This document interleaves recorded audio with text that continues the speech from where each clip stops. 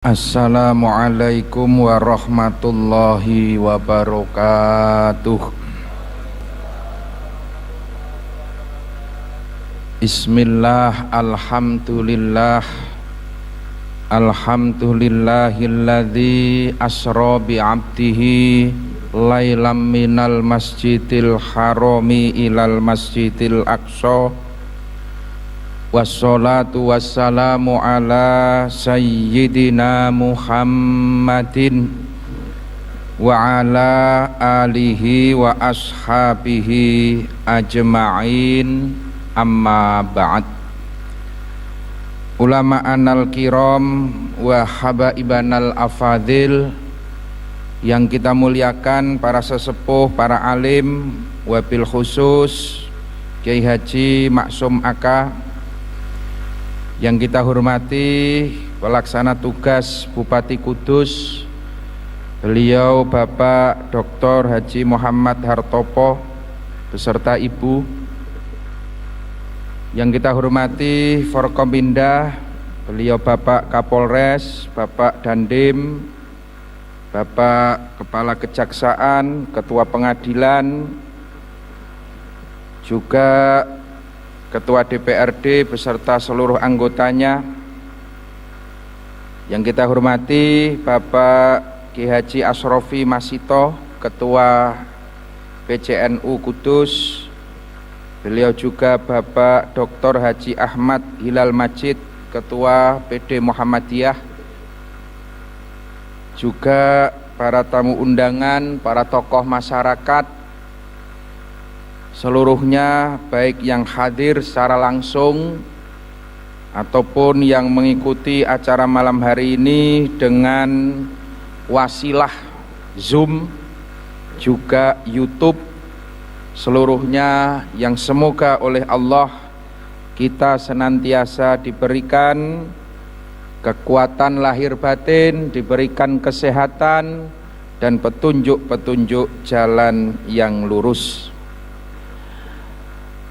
Alhamdulillah wa syukrulillah, meski masih dalam situasi pandemi Covid, kita masih terus waspada dengan protokol kesehatan, tetapi kegiatan-kegiatan keagamaan alhamdulillah juga terus berjalan.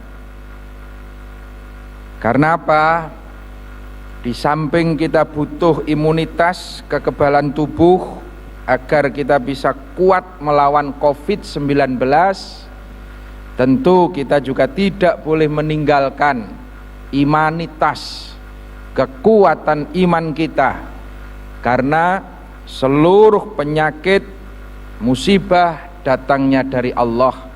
Dan kita juga harus punya keyakinan yang kuat bahwa Allah lah yang akan memberikan kesembuhan, keselamatan kepada kita bangsa Indonesia.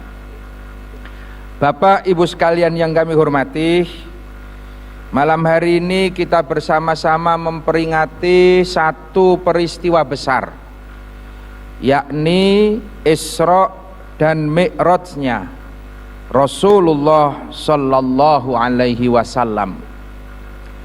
Isra dan Mi'raj saya katakan menjadi peristiwa besar karena perjalanan beliau Nabi minal masjidil haram ilal masjidil aqsa, lalu beliau Mi'raj diangkat oleh Allah menuju ke Sidratil Muntaha.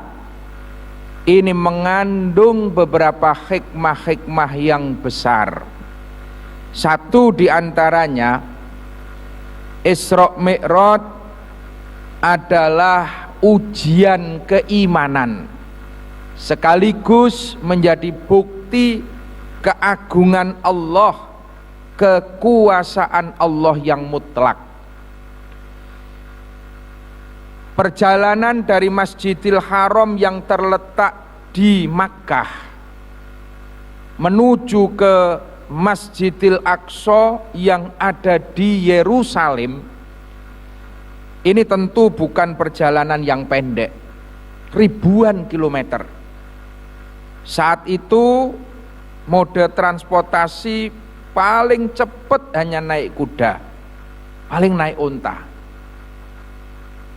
Mungkin seminggu 7 hari 7 malam perjalanan belum pasti nyampe. Itu akal manusia. Tetapi bagi beliau Nabi, Rasulullah niku tindak ba'dal maghrib qobla subuh sampun dumugi dalem. Itu pun sudah bonus naik ke Sidratil Muntaha. Itu akal logika manusia tidak bisa mencerna waktu itu. Maka tidak heran banyak waktu itu para sahabat-sahabat yang tadinya sudah Islam, beberapa diuji iman dengan Isra Mi'raj, ingkar, bahkan lalu murtad, keluar dari Islam. Itu yang sudah Islam. Apalagi orang-orang yang belum iman, mendengar cerita Isra Mi'raj, bahkan menganggap Rasulullah itu orang yang tidak waras. Anta majnunun.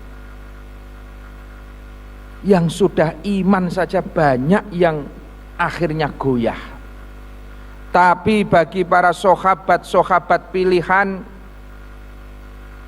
Sayyidina Abu Bakar, Sayyidina Umar, Sayyidina Utsman, dan beberapa sahabat-sahabat yang lain, mendengar cerita Isra Mi'raj dari beliau Nabi, jawabannya hanya satu, amantu billah wa bi Rasulillah. Saya percaya ya Rasul, apa yang engkau sampaikan, apa yang engkau katakan 100% benar. Amantu billah wa bi Rasulillah. Karena apa? Karena yang engkau sampaikan itu semua merupakan kehendak dari Allah. Ketika Allah yang berkehendak, tidak ada yang mustahil. Idza arada syai'an ayyakula lahu kun fayakun. Memahami Isra Mi'raj ini bukan dengan pendekatan logika, tidak pendekatan akliyah semata, tetapi memahami Isra Mi'raj tentu harus dengan pendekatan imaniyah, keimanan. Dan iman itu tidak terletak di batok kepala manusia. Orang dengan IQ yang tinggi bukan berarti imannya pasti tambah kuat, tidak. Iman itu terletak fis sudur, fil qalbi, di dalam hati kita. Maka beruntunglah kita sekalian, bersyukur kita sekalian. Kita yang tidak mendengar langsung dari Rasulullah, kulon jenengan sing boten meningi Kanjeng Nabi, kulon jenengan sing ora sanak ora kadang karo Kanjeng Nabi, lah kok iso iman, iso percaya anane Isra Mi'raj. Ini satu kenikmatan yang besar. Zaman dahulu banyak orang-orang yang mendengar langsung saja ingkar kok. Yang saudara omahe empet-empetan karo Kanjeng Nabi, sedulur cedhak pamane dhewe, ingkar, tidak percaya. Endah-endahe wong kudus sing adoh saka Mekah, sing urung tau petuk Kanjeng Nabi, kita sing dudu sanak dudu kadang, lah kok iso percaya anane Isra Mi'raj.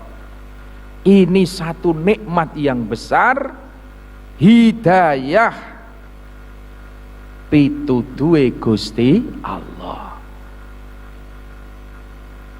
Kita harus bersyukur karena kita diberikan nikmat iman, nikmat Islam. Ini nikmat yang luar biasa. Meski hari ini kita sedang menghadapi musibah-musibah, ada musibah COVID yang berdampak pada ekonomi, berdampak pada pendidikan, berdampak kesehatan, belum lagi bencana alam di mana-mana. Tapi di antara musibah-musibah itu Allah masih memberikan nikmat yang besar kepada kita, yakni nikmat iman Islam. Maka dalam situasi apapun kita tetap berkewajiban bersyukur dan bersyukur. Jadi kita tidak hanya mengeluh, sambat, ndelok kahanan. Sambat niku orang ngrampungi masalah. Kakean sambat marai lali nikmat. Itu ciri-ciri orang beriman. Asyukru indan ni'am, kita selalu bersyukur ketika diberi nikmat oleh Allah. Wasobru indal musibah, dan kita tidak pernah hilang kesabaran, sabar dan sabar untuk selalu teguh menghadapi musibah-musibahnya Allah. Bapak Ibu sekalian yang kami hormati, jadi hikmah yang pertama yakni menguji keimanan sekaligus menjadi petunjuk kekuasaan Allah itu mutlak di atas segala-galanya. Ketika kita sudah diberikan nikmat iman, nikmat Islam, tinggal bagaimana kita bersama-sama menjaga keimanan agar iman Islam ini terus bersemayam di dalam dada kita sampai pada saatnya nanti kita semua berpulang dalam keadaan husnul khotimah. Cita-cita seorang muslim, cita-cita tertinggi adalah husnul khotimah. Ini cita-cita kita. Mati dalam keadaan iman, mati dalam keadaan Islam. Jadi kiambak niki nek diibaratke kaya dene wong nandur. Kita ini tidak usah repot-repot nyari benih. Oleh Allah kita sudah ditancapkan iman di dalam dada. Rata-rata, mohon maaf, kalau sampean niki imane kan Islam keturunan. Ini nikmat, Pak. Lahir ceprol, kuping tengen wis diadzani, kuping kiwa wis diqomati. Beda dengan para sahabat zaman dahulu. Sahabat Bilal itu hanya untuk mengucap syahadat, direwangi, dipenteng nang alun-alun, dibleki watu, disiksa, dihajar hanya untuk membaca syahadat. Kita ini kan tidak pernah berusaha. Tiba-tiba lahir menjadi muslim. Lahir sudah diberi iman. Ibarat kita menanam tidak perlu mencari benih, sudah dicancapkan di dalam dada.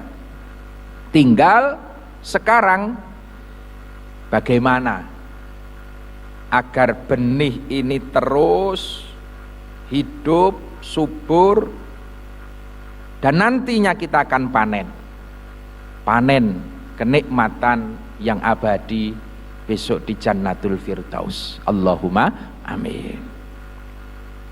Maka benih iman ini harus dijaga, harus disirami agar terus subur dan tambah kuat keimanan kita.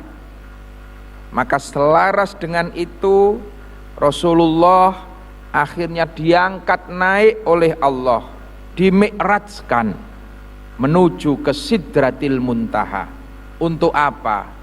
Untuk mendapatkan perintah sholat 5 waktu. Karena sholat itulah gandengane iman. Sholat itulah yang akan menjaga iman kita. Nah, proses turunnya perintah sholat ini juga luar biasa, Pak. Pertama kali Rasulullah diperintahkan oleh Allah, Muhammad, saya perintahkan kamu untuk sholat menyembah kepadaku sehari semalam 50 kali.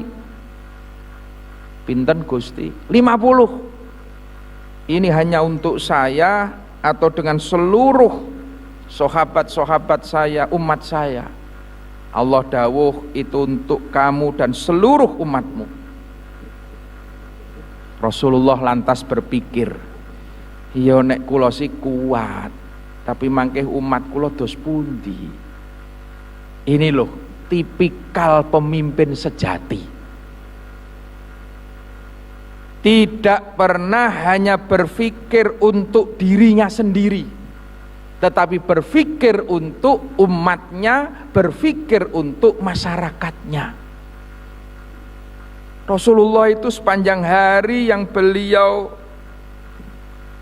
sebut hanya ummati, ummati, ummati, sampai beliau menjelang wafat, ummati, ummati. Maka ketika diperintah 50 waktu, Rasulullah matur, Gusti dalam nyuwun wekdal badhe ngalih, badhe musyawarah. Akhirnya diizinkan oleh Allah, Rasulullah turun, ketemulah dengan Nabi Musa alaihi salam. Ditanya oleh Nabi Musa, Muhammad, sampean diperintah apa? Diperintah sholat 50 kali. Berapa? 50. Nabi Musa hanya tersenyum. Ora kuat Muhammad. Nek sampean aku percaya ning umatmu iki lho Muhammad, ora kuat. Lah umatku wae, Nabi Musa cerita. Umatku sing gagah-gagah gede dhuwur.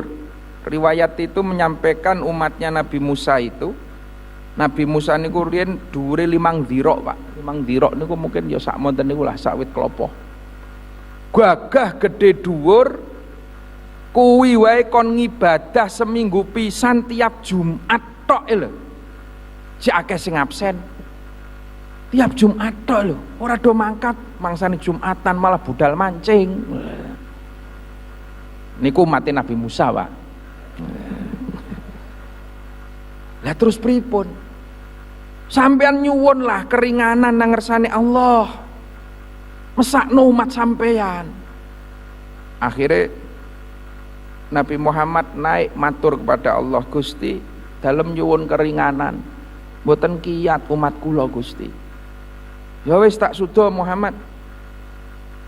Ya suda 10, 40 ya. 40. Medun meneh matur karo Nabi Musa, pripun iki kawan dosa urung kuat Muhammad, nyuwun maneh, nyuwun diskon. Naik lagi 30, belum kuat 20, 15, 10, sampai akhirnya diputuskan 5 waktu. Proses turunnya sholat ini menunjukkan bahwa satu, Rasulullah Shallallahu Alaihi Wasallam betapa sangat mencintai kepada umatnya. Ini menjadikan contoh kepada kita sekalian. Terlebih panjenengan-panjenengan yang diberikan amanah, panjenengan-panjenengan yang menjadi ro'in, menjadi para pemimpin, baik di pemerintahan, pemimpin di tengah-tengah masyarakat, bahkan pemimpin di keluarga masing-masing, bahwa tidak hanya berpikir untuk kekuatan sendiri, tapi harus berpikir bagaimana masyarakat kita, bagaimana keluarga kita. Nyuwun sewu, sekarang ini kan kadang-kadang kalau diperintah, yang penting pertama kali langsung siap. Tapi tekan burine bingung, Pak. Iki kira-kira ana anggarane apa ora? Siap, kira-kira kuat apa ora? Kalau Rasulullah itu tipikal hanya mencari asal Bapak senang, asal Gusti Allah seneng, kira-kira diperintah 50 Muhammad, siap Gusti. Tapi tekan ngisor di demo karo umate. Tidak seperti itu. Ketika kira-kira pancen ngebote nanggon umate, ya kita harus berani menyampaikan. DPR bensin mundak pamane. Setuju, DPR setuju ono tunjangane. Rono rene gara ono SPD-ne. Tapi kira-kira supir angkot lho kuat apa ora? Tukang ojek kuat apa ora? Ini yang harus menjadi pertimbangan bersama. Dan ketika memberatkan, ya kita harus menyampaikan apa adanya. Allah Subhanahu wa ta'ala saja masih mendengar sambatane Kanjeng Nabi, Pak. Padahal Allah niku ya tadi yang saya katakan maha mutlak kekuasaannya. Ketika Allah berkehendak kan tinggal bilang kun fayakun. Tapi kenyataannya Allah saja masih mendengar sambatane Kanjeng Nabi. Bahasa sederhananya Gusti Allah mau nisih gelem nyang-nyangan, Pak. Allah saja masih negosiasi. Lah itu. Kadang-kadang kita ini wis rodok forum sithik wis pokoke. Wah, wis paling repot, Pak, nek ngadepi dalil pokoke itu, Pak. Lah itu. Lah ini kalau Allah saja masih sing maha kuwasa lho. Masih bernegosiasi. Itu artinya apa? Bahwa Islam ini agama yang mengedepankan musyawarah. Wasyawirhum fil amri. Dalam setiap persoalan apapun bermusyawarahlah. Maka keputusan musyawarah itulah yang paling baik. Rasulullah Muhammad ketika turun ketemu Nabi Musa, itu artinya apa? Beliau sangat menghormati kepada seniornya, menghormati kepada sesepuhnya. Terus pundi niki Nabi Musa nyuwun arahan, nyuwun nasihat. Betapa Nabi Muhammad yang sangat dicintai Allah, manusia yang sempurna, manusia yang tanpa dosa, tanpa salah, itu pun masih berkenan mohon nasihat. Itulah akhlak Nabi kita Muhammad sallallahu alaihi wasallam. Menghormati kepada para senior, menghormati kepada para sesepuh. Mohon nasihat, dirembuk akhirnya matur lagi kepada Allah. Beruntung Nabi Muhammad itu, ada Nabi Musa yang mengingatkan, ada Nabi Musa yang memberikan masukan. Memang pemimpin, kalau menurut Rasulullah pernah menyampaikan, idza aradallah bil amiri khairan, ketika Allah itu menghendaki pemimpin itu bagus, maka ja'alalahu wazira sidqin, maka Allah akan menjadikan orang-orang sekitar pemimpin kita ini orang-orang yang bisa dipercaya.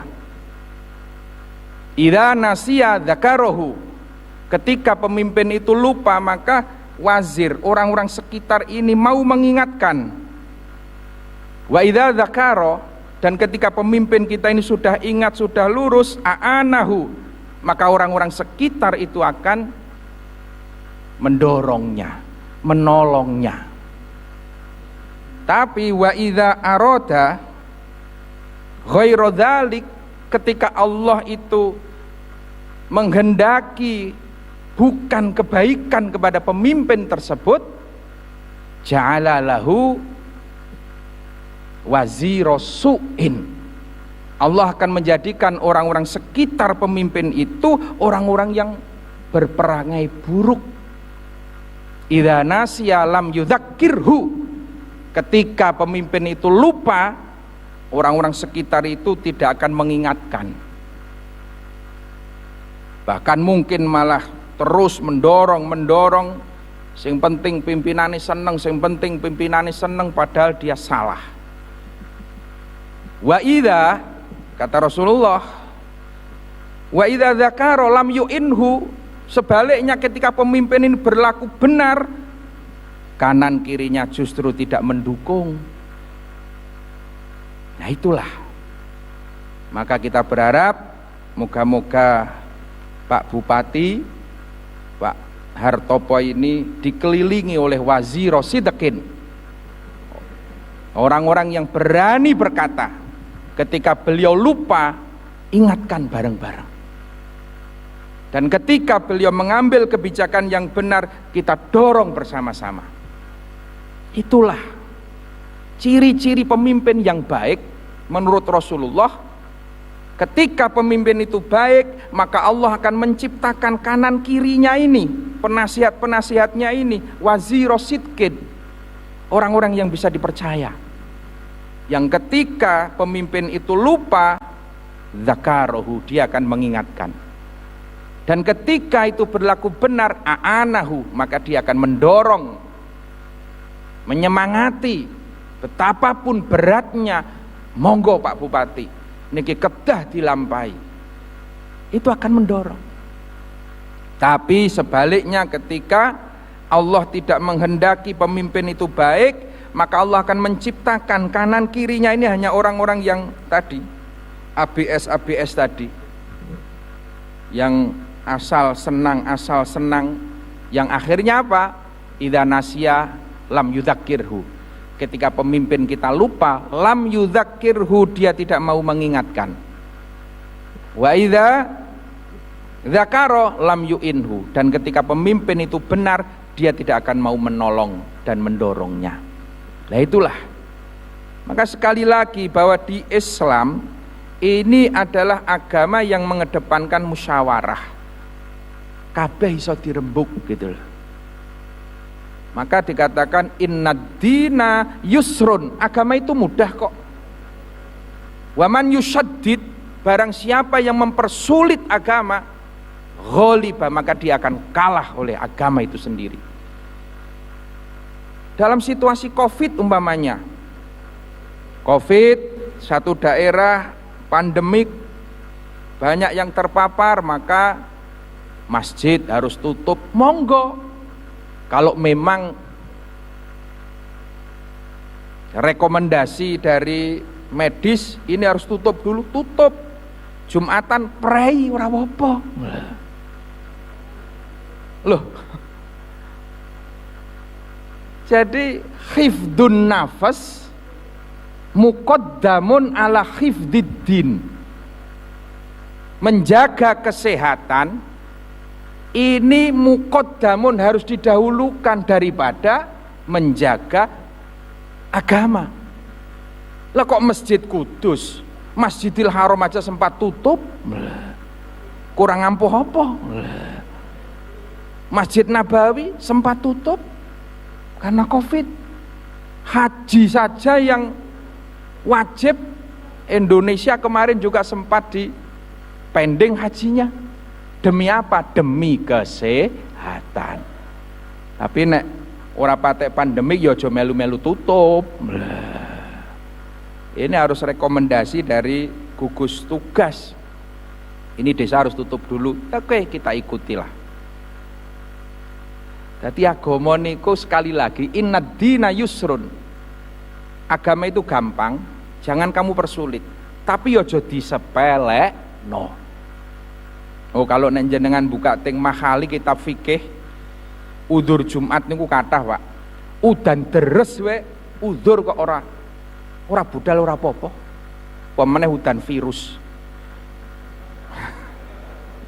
Bahkan dalam mahali itu dikatakan, sampeyan niku duwe utang, Pak. Terus arep budal Jumatan, kuwatir kepethuk sing ngutangi. Niku udzur Jumat, Pak.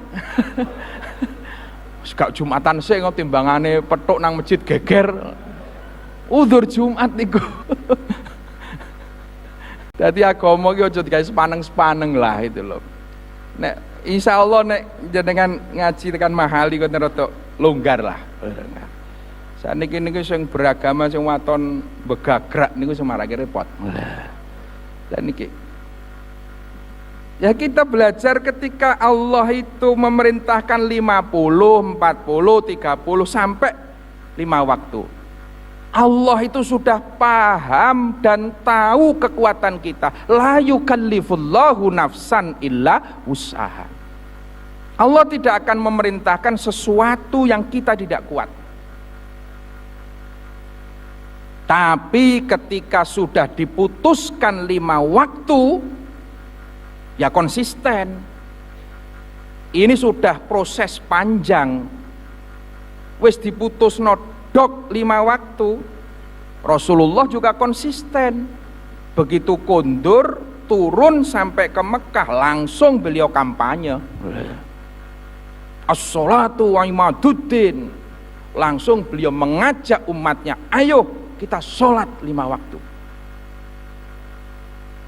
Jadi kalau hari ini kita ini umat Islam sudah tahu proses turunnya sholat yang begitu sulit seperti itu, lah kok isih hurung ganep sholate?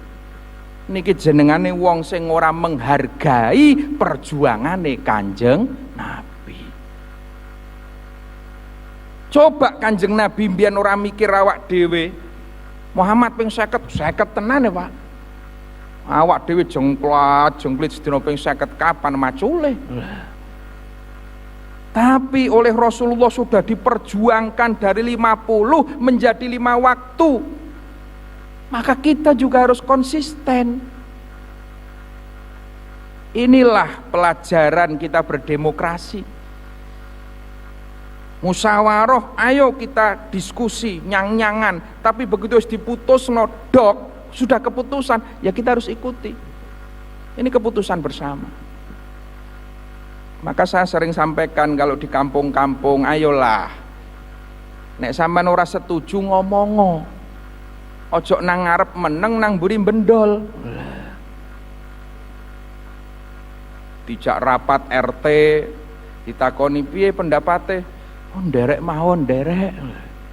Piye Kang kowe setuju apa ora? Wis manut udah tutut. Mangsane musyawarah meneng wae. Tekan buri gremengan, Pak. Aku jane ora setuju mambengi kae. Ora setuju ngomong gitu.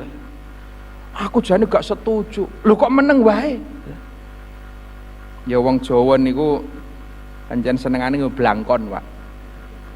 Blangkon niku nang ngarep halus, mburi bendol. Nang ngarep ketok meneng, nyilet, tekan mburi gremengi. Kita ini sudah diajari oleh Rasulullah. Kanjeng Nabi niku kurang apa wedine karo Gusti Allah, Pak. Tapi Rasulullah diwanek-wanekke matur kalau Gusti Allah, Gusti mboten kiyat nek 50 Gusti. Ya wis tak suda 40, dereng kiyat Gusti. Diwanek-wanekke matur. Ojo meneng wae engko tekan buri gremengan. Lah ini pemimpin dikasih contoh bagaimana Rasulullah memperjuangkan nasib rakyatnya. Rakyatnya juga harus konsisten. Kalau ini sudah menjadi keputusan bersama, dok, selesai, kita ikuti. Abot, enteng, lakoni bareng-bareng karena ini merupakan konsensus kita bersama-sama. Ini pelajaran kita. Bagaimana kita menghargai hasil musyawarah bersama. Nah ini Ki. Karena kita ini juga hidup di iklim demokrasi, iklim musyawarah. Pas nalikane kampanye mungkin kita berbeda, saling mengeluarkan argumen, saling kampanye, debat sak piturute. Tapi begitu rampung, dok, siapapun yang terpilih itu adalah pemimpin kita. Siapapun yang terpilih wajib kita hormati dan kita ikuti bersama-sama. Ora puas, ya wajar. Dunya niku ora iso kabeh puas, Pak. Tunggu 5 tahun lagi. Yang kita repoti wong wis rampung pirang-pirang tahun ya jek ana kecebong kampret. Ora mari-mari ya. Ini kita harus akhiri semuanya, kita belajar bagaimana menghargai kesepakatan bersama. Bagaimana kita menghargai keputusan bersama. Lah inilah Maka Rasulullah begitu turun langsung dawuh, as-sholatu imaduddin, faman aqamaha faqad aqamaddin, wa man tarakaha faqad hadamaddin. Ayo salat. Salat itu adalah tiangnya agama. Faman aqamaha, maka barang siapa yang menjalankan salat, faqad aqamaddin, maka kamu sama artinya dengan mendirikan agama, menguatkan agama. Wa man tarakaha, tapi siapa yang meninggalkan salat, faqad hadamaddin, sama artinya kamu dengan menghancurkan agama. Itu Rasulullah konsisten. Sudah diputuskan 5 waktu, beliau mengajak umatnya untuk menjalankan salat. As-sholatu imaduddin. Salat itu tiangnya agama. Faman aqamaha, maka barang siapa yang tegak mendirikan salat, faqad aqamaddin, sama artinya dia itu mendirikan agama, memperkuat iman, memperkuat Islam. Waman tarakaha, sapa wonge sing, ya bahasa nggen kula niku rapatek subuhan. Rapatek niku cok, Pak. Cok niku ya dong ho dong ora. Faman tarakaha, sapa wong sing ninggalke salat, faqad hadamaddin, maka sama artinya dia ini menghancurkan agama Islam. Maka kalau ada pertanyaan, siapakah yang akan menghancurkan Islam? Kadang-kadang ono sing jawab, awas, Zionisme Yahudi. Awas. Ono meneh sing jawab, Nasrani. Awas, komunis bangkit. Walah, ya Allah. Yang akan menghancurkan Islam itu bukan siapa-siapa. Ora usah dadak nuding Israel kadoan, Pak. Ora usah dadak nuding Amerika terlalu jauh. Nuding komunis Cina kadoan.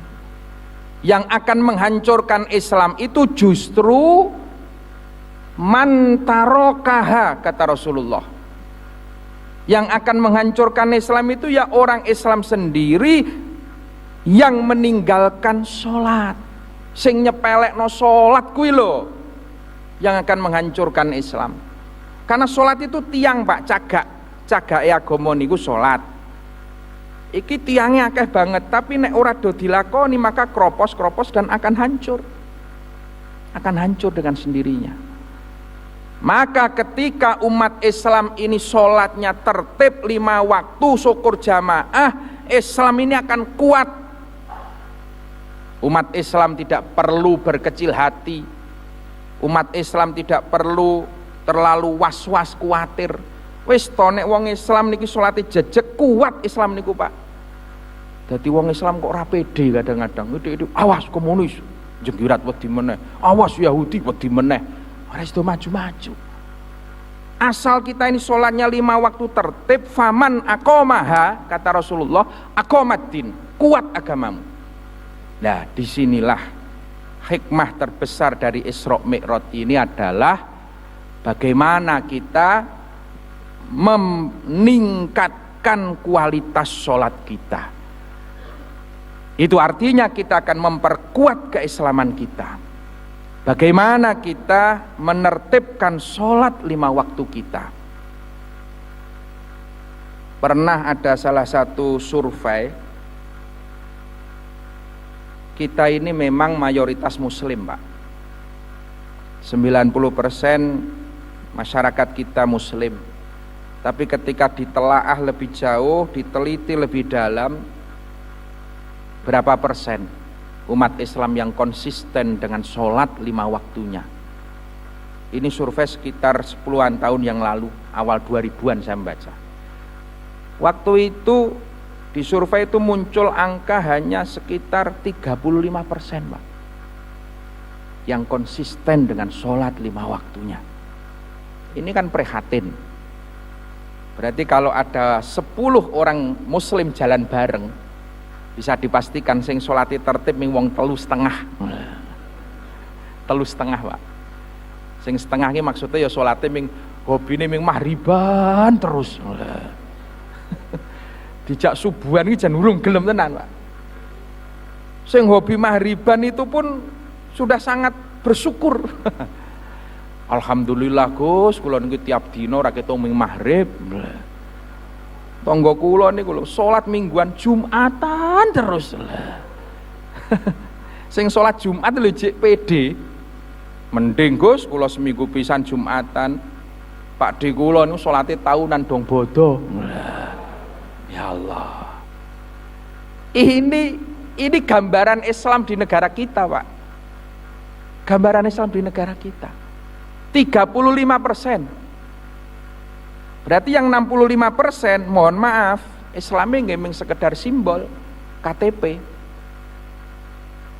Padahal nek Islam KTP niku sok takoni malaikat sing mlebu swarga KTP-ne niku.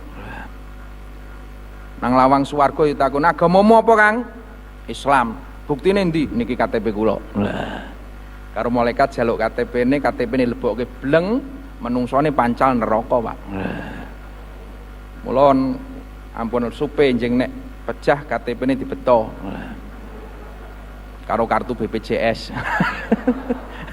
Menawani ana jaminan barang to mereka. Lah niki. Ini 65%, Pak. Ini tantangan kita bersama. Dandani kualitas sholat kita bersama. Kita tidak usah berpikir jauh-jauh lah. Kita mulai dari diri kita. Ku anfusakum wa ahlikum naro.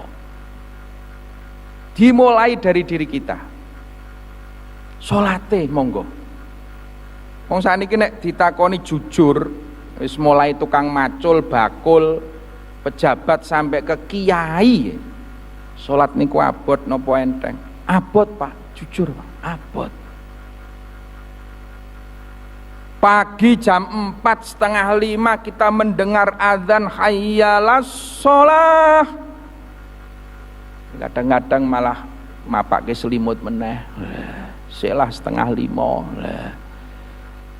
Nek krungu kula yakin janjane kabeh wong krungu Pak nek adzan subuh.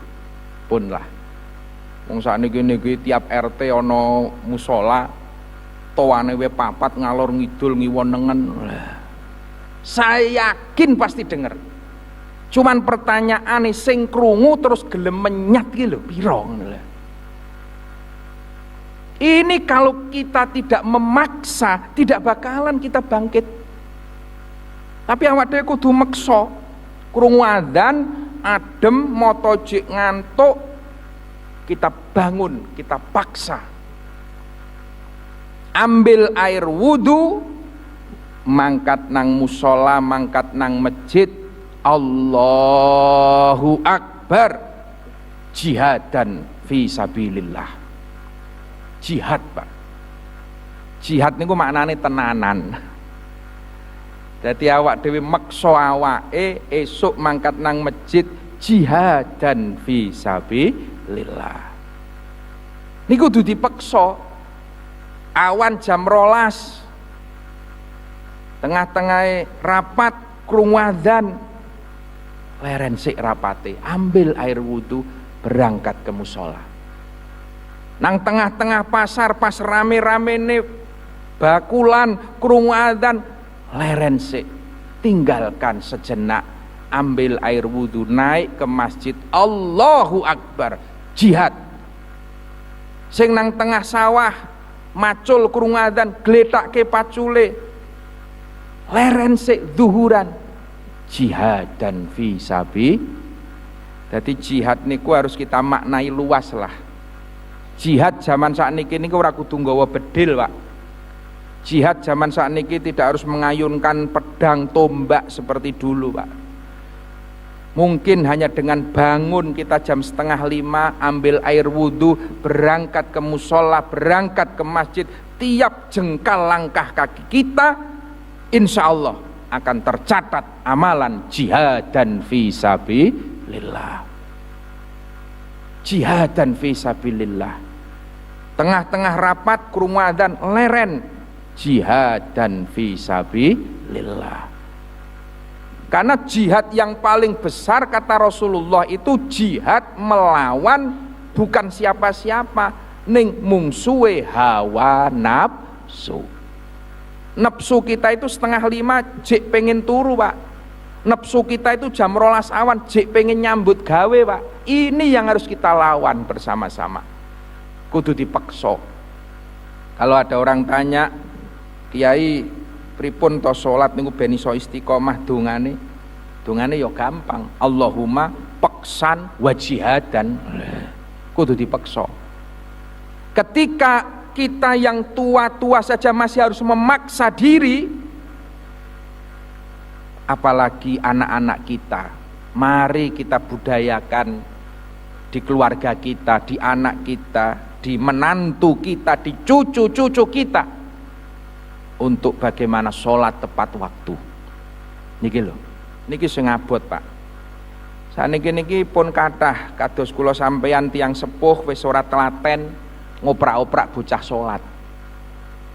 Nek tiyang nggen kula nu malah, Pak, anakmu wis sasaran apa durung? Ngluyur bal-balan nang lapangan. Wis sasaran apa durung? Jawabe pripun? Lah kersane Gus, kadar lare, jeng nek tuwa lak jengking karepe dhewe. Subhanallah. Anak itu kalau sejak kecil tidak kita latih disiplin untuk sholat, hayhata, Pak. Tangeh lamun tuwane gelem ibadah. Maka ini harus kita latih disiplin sejak kecil. Rasulullah menegakkan disiplin itu. Anak kita umur 7 tahun wajib orang tua memerintahkan sholat. Ketika umur 10 tahun durung gelem sholat, fal yadrib, pukullah kata Rasulullah. Tegakkan disiplin dalam sholat. Nah, kalau kita memang sudah tidak mampu ngontrol sholatnya anak-anak, hari ini yang paling efektif ya masukkan ke pesantren. Pun lah nek jenengan orang mampu ngawat-awati putra-putrane, ya sudah masukkan ke pesantren, pasrah ke kiai. Mangke ben dioprak-oprak jam 4 digugah kon subuhan ora tangi gebyur. Loh, anak-anak itu mah harus seperti itu. Masih harus ditegasi, dikerasi, taklif. Ini dalam rangka membangun disiplin. Karena tidak ada orang yang sukses tanpa disiplin, Pak. Disiplin ini harus ditegakkan, terutama dalam soal sholatnya. Nah, itulah pentingnya Isra Mi'raj. Di samping keimanan, mengingatkan pentingnya kita sholat. Ketika sholat kita sudah tertib 5 waktu, innas sholata tanha anil fahsya'i wal munkar, maka kita akan dijaga oleh Allah, kita akan dijauhkan dari perilaku-perilaku mungkarot, perilaku-perilaku maksiat. Ini sholat itu menjadi rem yang akan mencegah hawa nafsu kita bersama-sama. Maka dari situlah kita memperbaiki diri. Jadi kualitasnya napa jenengane menungso niku bisa dilihat dari kualitas sholatnya, Pak. Niku sederhana mawon lah. Jenengan ningali karyawan jenengan, ningali koncon jenengan sholate pripun? Lah nek sholate jelang-jeling, lah wong Gusti Allah wae dihapusi apa meneh atasane. Karo Gusti Allah wae nyepelekke apa meneh ming karo koncone. Lah itulah, dari situ kita bisa melihat kedisiplinan seseorang dari sholatnya, kejujuran seseorang dari sholatnya, bahkan akhlak seseorang juga bisa kita lihat dari sholatnya. Mugi-mugi kula jenengan sedaya waget sareng-sareng dandani sholat kula sampeyan. Semoga kita termasuk orang-orang yang akan dijaga oleh Allah dari perilaku maksiat dan mungkarat. Allahumma amin. Mugi-mugi Pak Bupati lan sedaya pejabat-pejabat wonten Kudus selalu diberikan hidayah, kekuatan oleh Allah untuk betul-betul amanah, betul-betul mengayomi masyarakat, dan juga bisa mensejahterakan seluruh masyarakat. Allahumma amin. Mugi-mugi kula jenengan sedaya diparingi kesehatan, kita bisa bersama-sama melawan pandemi Covid ini. Kita ikhtiar dengan protokol kesehatan, kita juga ikhtiar selalu memohon kepada Allah. Karena sekali lagi kita harus yakin bahwa seluruh yang ada ini kehendak Allah, dan Allah pula lah yang akan memberikan kesembuhan, keselamatan kepada kita bangsa Indonesia. Allahumma amin. Mekaten ingkang waget dalem maturaken kathah kalepatan kekhilafan, saya mohon maaf. Akhiron hadanallah wa iyyakum ajma'in. Summassalamu alaikum warahmatullahi wabarakatuh.